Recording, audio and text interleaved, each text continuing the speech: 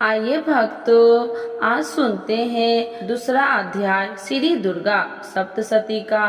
तो एक बार बोलिए प्रेम से दुर्गा माता की जय, भगवती माता की जय। देवताओं के तेज से देवी का प्रादुर्भाव और महिषासुर की सेना का वध। महर्षि मेघा बोले, प्राचीन काल में देवताओं और असुरों में पूरे 100 वर्षों तक घोर युद्ध हुआ था और देवराज इंद्र देवताओं के नायक थे।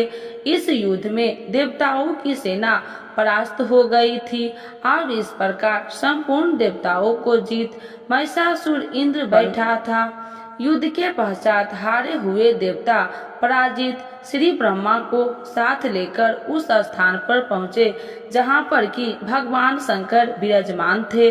देवताओं ने अपनी हार का सारा वृत्तांत भगवान श्री विष्णु और शंकर जी से कह सुनाया। यह कहने लगे कि हे प्रभु, महिषासुर सूर्य, चंद्रमा, इंद्र, अग्नि, वायु, यम, वरुण तथा अन्य देवताओं के सब अधिकार छीनकर सबका अधिष्ठाता स्वयं बन बैठा है। उसने समस्त देवताओं को स्वर्ग से निकाल दिया है। वह मनुष्य की तरह पृथ्वी पर विचरण रहे हैं। दैत्यों की सारी करतूत हमने आपको सुना दी है और आपकी शरण में इसीलिए आए हैं कि आप उनके वध का कोई उपाय सोचे। देवताओं की बातें सुनकर भगवान श्री विष्णु और शंकर जी को दैत्य पर बड़ा गुस्सा आया। उनकी भौहें तन गई और आंखें लाल हो गई। गुस्से में भरे हुए भगवान विष्णु के मुख से बड़ा भारी तेज निकला और उसी प्रकार का तेज भगवान शंकर, ब्रह्मा और इंद्र आदि दूसरे देवताओं के मुख से प्रकट हुआ। फिर वह सारा तेज एक में मिल गया और तेज का पुंज वह ऐसे दिखता था जैसे कि ज्वालामान पर्वत हो। देवताओं ने देखा कि उस पर्वत की ज्वाला चारों ओर फैली हुई है और देवताओं के शरीर से प्रकट हुए तेज की किसी अन्य तेज से तुलना नहीं हो सकती थी। एक स्थान पर इकट्ठा होने पर वह तेज एक देवी के रूप में परिवर्तित हो गया और अपने प्रकाश से तीनों लोकों में व्याप्त जान पड़ा। वह भगवान शंकर का तेज था। उससे देवी का मुख प्रकट हुआ। यमराज के तेज से उसके शरीर के बाल बने। भगवान श्री विष्णु के तेज से उनकी भुजाएं बनी। चंद्रमा के तेज से दोनों स्तन और इंद्र के तेज से जंघा तथा पंडली बनी और पृथ्वी के तेज से नितंब भाग बना। ब्रह्मा के तेज से दोनों चरण और सूर्य के तेज से उनकी उंगलियां पैदा हुई। वास्तुओं के तेज से हाथों की उंगलियां एवं कुबेर के तेज से नासिका बनी। प्रजापति के तेज से उसके दांत और अग्नि के तेज से उसके नेत्र बने। संध्या के तेज से उसकी भौहें और वायु के तेज से उनके कान प्रकट हुए थे। इस प्रकार उस देवी का प्रादुर्भाव हुआ था। महिषासुर से पराजित देवता उस देवी को देखकर अत्यंत प्रसन्न हुए। भगवान शंकर ने अपने त्रिशूल में से एक त्रिशूल निकालकर उस देवी को दिया और भगवान विष्णु ने अपने चक्र में से एक चक्र निकालकर उस देवी को दिया। वरुण ने अपने चक्र में से एक चक्र निकालकर उस देवी को दे दिया। वरुण ने देवी को शंख भेंट किया। अग्नि ने उसे शक्ति दी। वायु ने उसे धनुष और बाण दिए। सहस्त्र नेत्रों वाले श्री देवराज इंद्र ने उसे अपने वज्र से उत्पन्न करके वज्र दिया। ऐरावत हाथी का एक घंटा उतारकर देवी को भेंट किया। यमराज ने उसे कल दंत में से एक दंत दिया। वरुण ने उसे पासा दिया। प्रजापति ने उस देवी को अष्टफाटिक की माला दी और ब्रह्मा जी ने उसे कमंडल दिया। सूर्य ने देवी के समस्त रोम में अपनी किरणें का तेज भर दिया। काल ने उसे चमकती हुई ढाल और तलवार दी। उज्जवल हार और दिव्य वस्त्र उसे भेंट किए और उनके साथ ही उसने दिव्य चूड़ामणि दी। 2 कुंडल, कंकन, उज्जवल अर्धचंद, बाहों के लिए बाजूबंद, चरणों के लिए नूपुर, गले के लिए सुंदर हंसली और उंगलियों के लिए रत्नों की बनी हुई अंगूठियां उसे दी। विश्वकर्मा ने उनको परसा दिया और उसके साथ ही कई प्रकार के अस्त्र और अमेध कवच दिए। इसके अतिरिक्त उसने कभी न मुरझाने वाले सुंदर कमलों की माला भेंट की, समुद्र में सुंदर कमल का फूल भेंट किया। हिमालय ने सवारी के लिए श्री और तरह तरह के रत्न देवी को भेंट दिए। यक्षराज कुबेर ने मधु से भरा हुआ पात्र और शेष नाग ने उन्हें बहुमूल्य मणियों से विभूषित नागहार भेंट किया। इस तरह से दूसरे देवताओं ने भी उसे आभूषण और शस्त्र देकर उसका सम्मान किया। इसके पश्चात देवी ने ऊंचे स्वर से गर्जना की। उसने भयंकर नाद से आकाश गूंज उठा। देवी का वह उच्च स्वर से किया हुआ श्रीनाद समा न सका। आकाश उसके सामने छोटा प्रतीक होने लगा। उससे बड़े जोर से प्रतिध्वनि हुई, जिससे समस्त विश्व में हलचल मच गई और समुद्र कांप उठे, पृथ्वी डोलने लगी और सब पर्वत हिलने लगे। देवताओं ने उस समय प्रसन्न हुई। शिवानी जगमयी देवी से कहा, देवी तुम्हारी जय हो। इसके साथ महर्षियों ने भक्ति भाव से विनम्र होकर उनकी स्तुति की। संपूर्ण त्रिलोकी को शोकमग्न देखकर दैत्यगण अपनी सेनाओं के साथ लेकर और हथियार आदि सजाकर उठ खड़े हुए। महिषासुर के क्रोध की कोई सीमा नहीं थी। उसने क्रोध में भरकर कहा, यह सब क्या उत्पात है। फिर वह अपनी सेना के साथ उस पर और दौड़ा, जिस ओर से भयंकर नाद का शब्द सुनाई दिया था, और आगे पहुंचकर उसने देवी को देखा, जो कि अपनी प्रभा से तीनों लोकों में प्रकाशित कर रही थी। उसके चरणों के भार से पृथ्वी दबी जा रही थी। माथे के मुकुट से आकाश में एक रेखा सी बन रही थी और उसके धनुष की टंकोर से सब लोग सूक्ष्म हो रहे थे। देवी अपनी सहस्त्र भुजाओं को संपूर्ण दिशाओं में फैला खड़ी थी। इसके पश्चात उनका दैत्य के साथ युद्ध छिड़ गया और कई प्रकार के अस्त्र शस्त्र से सबकी सब दिशाएं में उदासित होने लगे। महिषासुर की सेना का सेनापति चिक्षुर नामक एक महान असुर था। वह आगे बढ़कर देवी के साथ युद्ध करने लगा और दूसरे दैत्य की चतुरंगनी सेना साथ लेकर चामर भी लड़ने लगा और 60,000 महारथियों को साथ लेकर उदर्ग नामक महादैत्य आकर युद्ध करने लगा और महामुने नामक असुर 1 करोड़ रथियों को लेकर असिलोम नामक असुर 5 करोड़ सैनिक को साथ लेकर युद्ध करने लगा। वश्यकर नामक असुर 60 लाख असुरों के साथ युद्ध में आ डटा। बिलाड़ नामक असुर करोड़ों रथियों सहित लड़ने को तैयार था। इन सब के अतिरिक्त और भी 1000 असुर हाथी और घोड़े साथ लेकर लड़ने लगे। इन सब के पश्चात महिषासुर करोड़ों रथों, हाथियों और घोड़ों सहित वहां आकर देवी के साथ लड़ने लगे। सभी असुर तोमर, भिंडी पाल शक्ति, मुसल, खंगरों, फरसों, पटियों के साथ रणभूमि में देवी के साथ युद्ध करने लगे।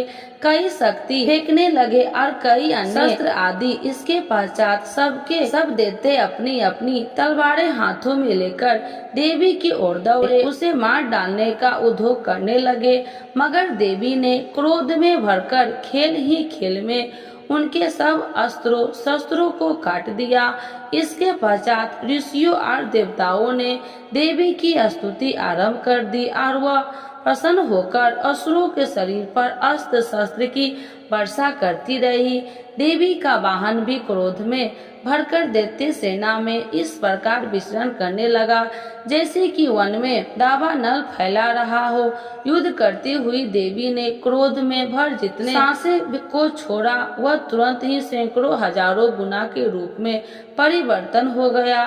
फरसे, भिंडी पाल, खड़ग तथा पाष्टी इत्यादि अस्त्रों के साथ दैत्य से युद्ध करने लगे।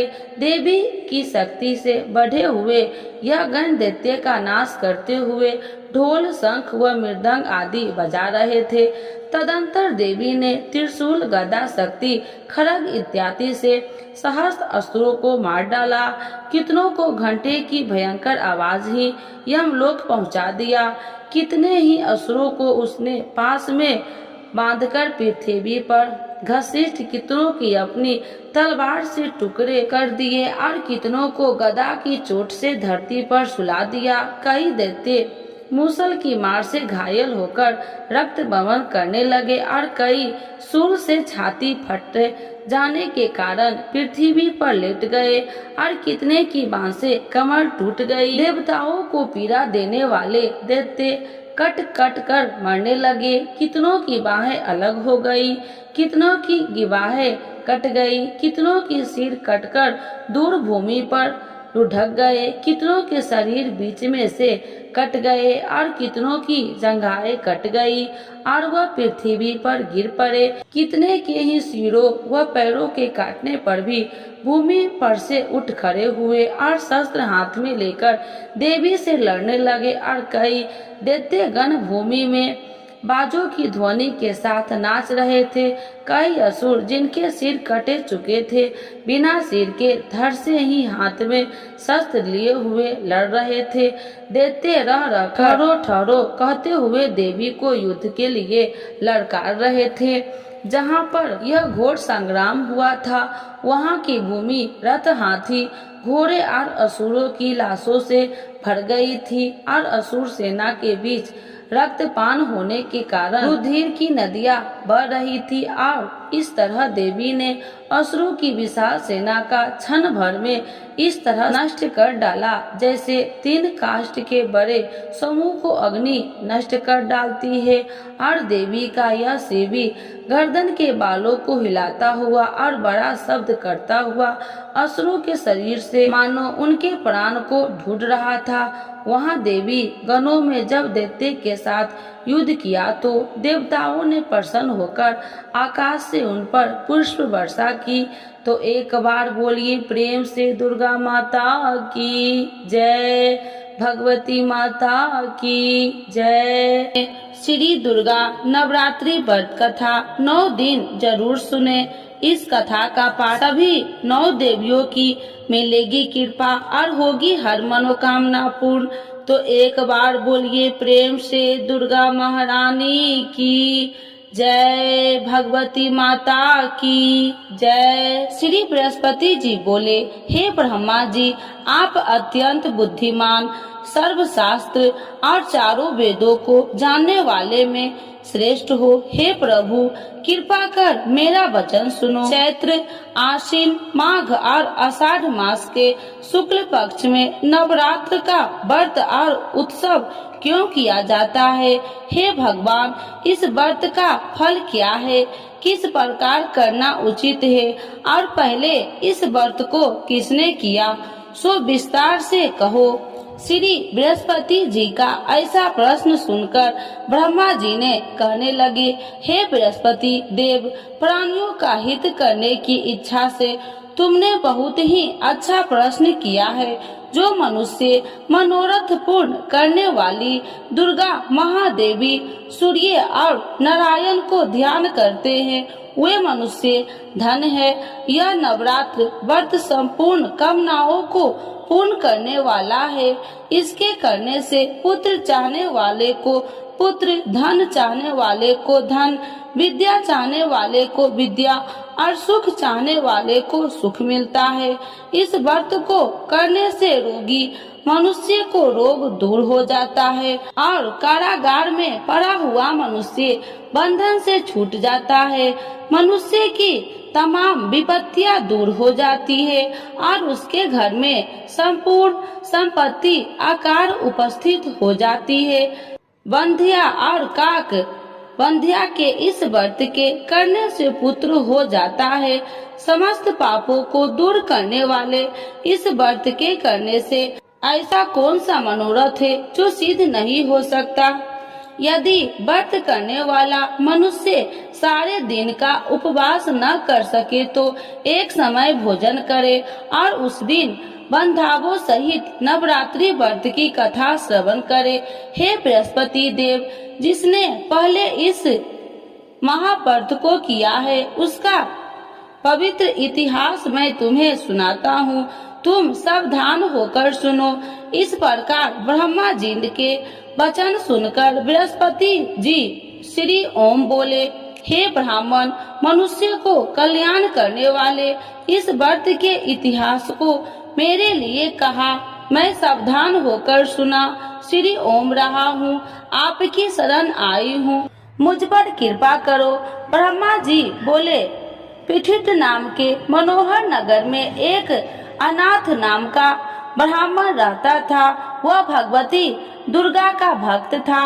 उसके संपूर्ण सत्गुणों से युक्त मानो ब्रह्मा की सबसे पहली रचना हो ऐसी अर्थात नाम वाली सुमित नाम की एक अत्यंत सुंदर कन्या पैदा हुई। वह कन्या सुमित अपने घर के बाल कपन में अपनी सहेलिया के साथ कीड़ा करती हुई इस प्रकार बढ़ने लगी जैसे शुक्ल पक्ष में चंद्रमा की कला बढ़ती है। उसका पिता प्रतिदिन दुर्गा की पूजा और होम किया करता था। उस समय वह भी नियम से वहाँ उपस्थित होती थी। एक दिन वह सुमित अपनी सखियों के साथ खेलने लग गई और भगवती के पूजन में उपस्थित नहीं हुई। इसके पिता को पुत्री की ऐसी असावधानियां देखकर क्रोध आया और पुत्री से कहने लगे कि हे दुष्ट पुत्री, आज प्रातः से तुमने भगवती की पूजा नहीं किया। इस प्रकार मैं किसी कुष्ठी और जय माता दी दरिद्र मनुष्य के साथ तेरा विवाह करूंगा। इस प्रकार कुपित पिता के वचन सुनकर सुमित को बड़ा दुख हुआ और पिता से कहने लगे कि हे पिताजी, मैं आपकी कन्या हूँ, मैं आपके सब तरह से अधीन हूँ। जैसे आपकी इच्छा हो मेरा विवाह कर सकते हो। होगा वही जो मेरे भाग्य में लिखा है। मेरा तो इस पर पूर्ण विश्वास है। मनुष्य न जाने कितने मनोरथ को चिंतन करता है, पर होता वही है जो भाग्य में विधाता ने लिखा है। जो जैसा करता है उसको फल भी उस कर्म के अनुसार ही मिलता है, क्योंकि कर्म करना मनुष्य के अधीन है पर फल देव के अधीन है। जैसे अग्नि में पड़े हुए तीन दी उसको अधिक प्रतिदीप्त कर सकते हैं, उसी तरह अपनी कन्या के ऐसे निर्भरता से कहे हुए वचन सुनकर उस ब्राह्मण को अधिक क्रोध आया। तब उसने अपनी कन्या का एक कुष्ठी के साथ विवाह कर दी और अत्यंत क्रोध होकर पुत्री से कहने लगे कि जाओ जाओ, जल्दी जाओ, अपने कर्म का फल भोगो। देखो केवल भाग्य में भरोसा पर रहकर क्या करती है। इस प्रकार से कहे हुए पिता के कुटु वचन को सुनकर सुमित अपने मन में विचार करने लगे कि अहो, मेरा बड़ा दुर्भाग्य है जिसने मुझे ऐसा पति मिला है।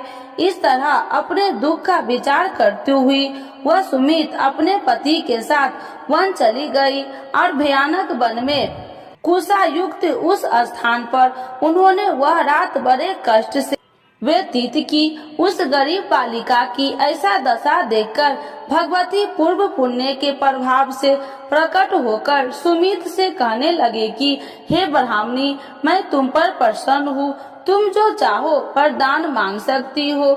मैं प्रसन्न होने पर मनोवांछित फल देने वाली हूँ। इस प्रकार भगवती दुर्गा का वचन सुनकर ब्राह्मणी कहने लगे कि आप कौन है जो मुझ पर प्रसन्न हुई हो। यह सब मेरे लिए कहा और अपनी कृपा दृष्टि से मुझ दासी को कृतार्थ करो। ऐसा ब्राह्मणी का वचन सुनकर देवी कहने लगे कि मैं आदि शक्ति हूँ और मैं ही ब्रह्मा विद्या हूँ और सरस्वती भी हूँ। मैं प्रसन्न होने पर प्राणियों को दुख दूर कर उसको सुख प्रदान करती हूँ। हे ब्राह्मणी, मैं तुम पर तेरे पूर्व जन्म के पुण्य के प्रभाव से प्रसन्न हूँ। तुम्हारे पूर्व जन्म का वृत्तांत सुनाती हूँ, सुनो। तुम पूर्व जन्म में निषाद भील की स्त्री थी और अति पतिव्रता थी। एक दिन तेरे पति निषाद ने चोरी की। चोरी करने के कारण तुम दोनों को सिपाहियों ने पकड़ लिया और ले जाकर जेल खाने में कैद कर दिया। उन लोगों ने तेरे को और तेरे पति को भोजन भी नहीं दिया।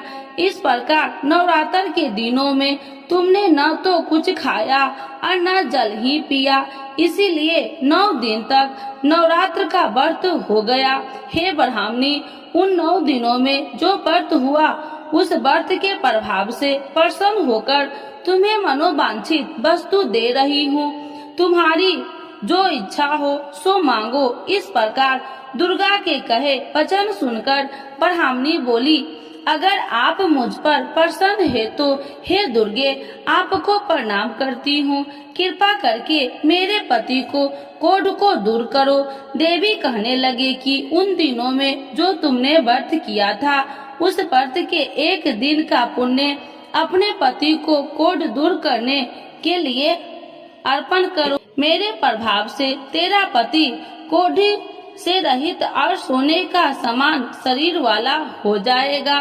ब्रह्मा जी बोले। इस प्रकार देवी का वचन सुनकर वह ब्राह्मणी बहुत प्रसन्न हुई और पति को निरोग करने की इच्छा से ठीक है ऐसी बोली। तब एक उसके पति का शरीर भगवती दुर्गा की कृपा से कुष्ठहीन होकर अति कांति युक्त हो गया, जिसकी कांति के सामने चंद्रमा की कांति भी क्षीण हो जाती है। वह ब्राह्मणी पति की मनोहर देह को देखकर देवी को अति पराक्रमी वाली समझकर स्तुति करने लगी। हे दुर्गे, आप दुर्गत को दूर करने वाली, तीनों जगत को सनातप हरने वाली, समस्त दुखों को दूर करने वाली, रोगी मनुष्य को निरोग करने वाली, प्रसन्न होने पर मनोवांछित वस्तु को देने वाली और दुष्ट मनुष्य को नाश करने वाली हो। तुम ही सारे जगत की माता और पिता हो। हे अम्बे, मुझ अपराध रहित अबला की मेरे पिता ने कुष्ठ के साथ विवाह कर मुझे घर से निकाल दिया। उसकी निकाली हुई मैं पृथ्वी पर घूमने लगी।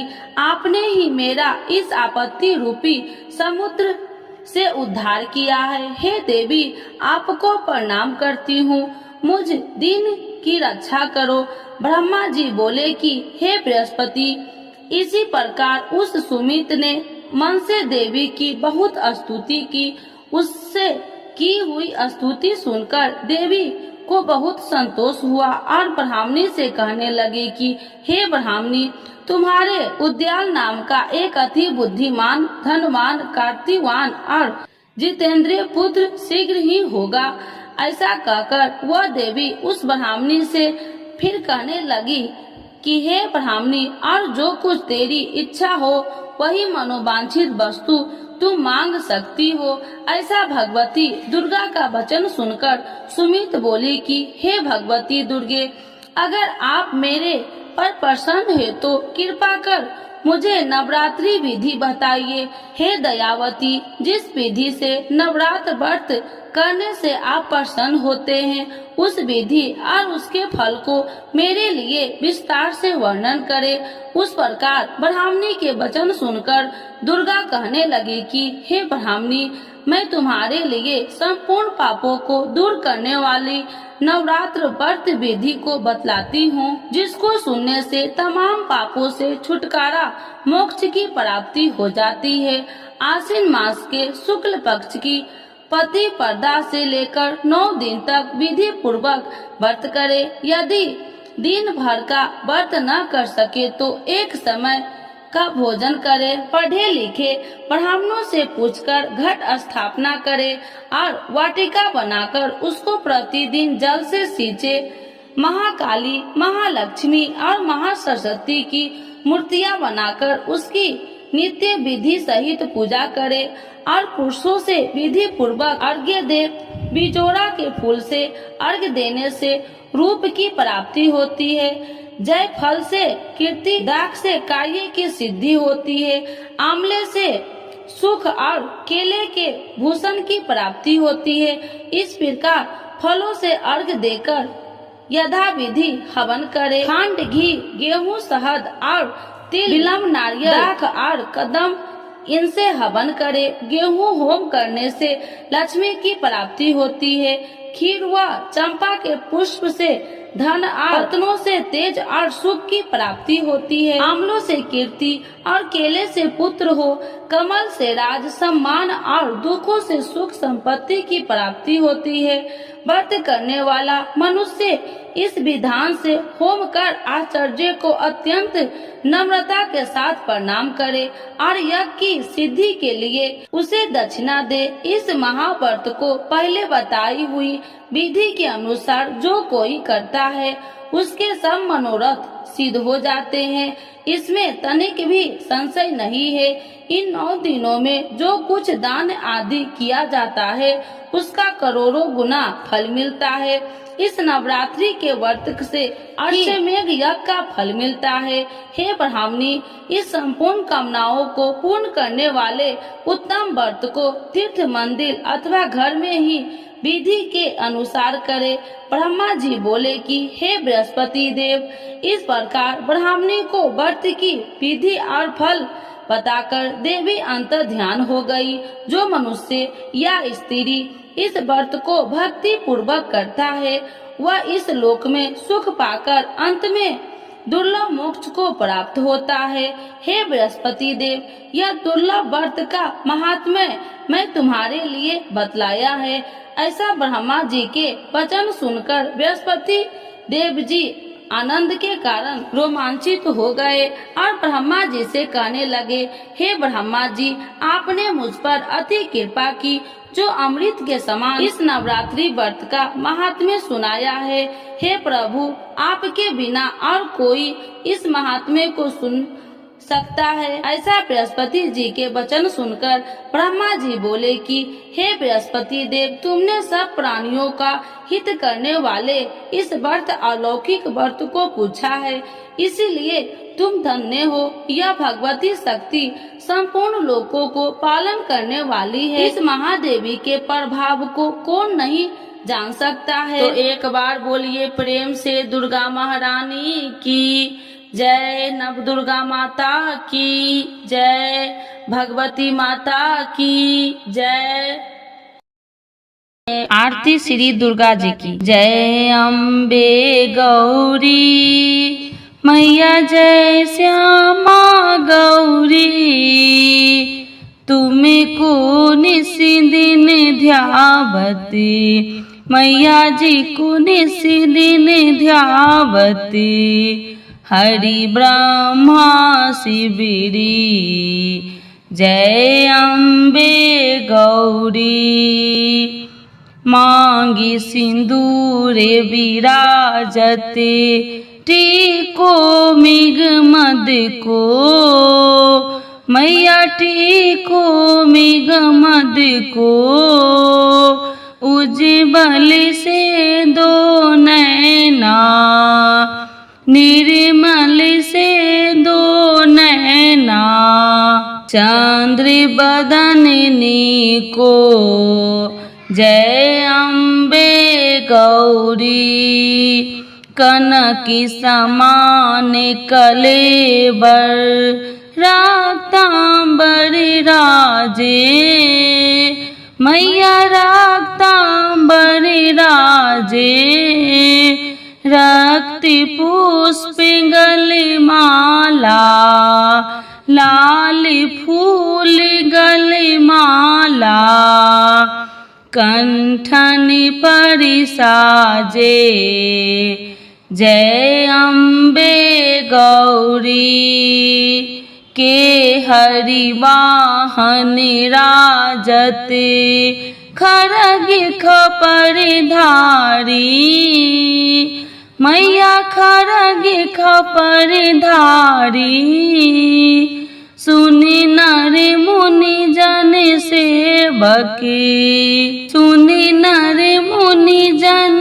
सेवकी, तिनके दुखी हारी जय अम्बे गौरी, कानन कुंडल शोभित नासाग्रे मोती, मैया नासाग्रे मोती, कोटि कोटि की चंद्र दिवाकर, कोटि की चंद्र दिवाकर, राजति सम ज्योति जय अम्बे गौरी।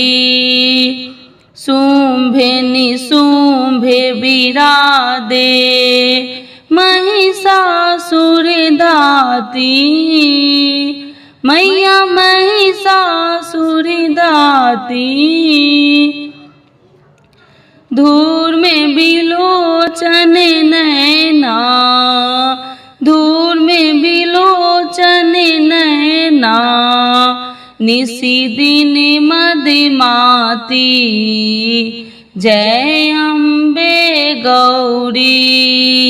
चंड मुंड सनिहारे सोनित बीज हरे, मैया सोनित बीज हरे। मधु कैटभ दो मारे, मधु कैटभ दो मारे। सुर भयहीन करे जय अम्बे गौरी। ब्रह्मानी रुद्रानी तुम्हें कमला रानी, मैया तुम्हें कमला रानी। आगम निगम बखानी, आगम निगम बखानी, तुम्हें शिव पटरानी जय अम्बे गौरी। 64 योगिनी मंगल गावे नित्य करत भैरो, मैया नित्य करत भैरो। बाजत ताल मृदंगा, बाजत ढोल मृदंगा, औरी बाजत डमरू जय अम्बे गौरी। भुजाचार अति शोभित खरग खपरधारी, मैया बड़े मुद्राधारी। मन वांछित फल पावत, सब इच्छा फल पावत। सेवत नर नारी जय अम्बे गौरी। कंचन थाल विराजत, कंचन थाल विराजत। अगर कपूर बाती, मैया अगर कपूर बाती। श्रीमाल के तुम राजत, श्रीमाल के तुम राजत। कोटि रतन ज्योति जय अम्बे गौरी। श्री अम्बे जी की आरती, माँ अम्बे जी की आरती। जो कोई नर गावे, मैया जो मन से गावे। कहत शिवानंद स्वामी, जपत शिवानंद स्वामी। सुखी संपत्ति पावे जय अम्बे गौरी। मैया जय श्यामा गौरी।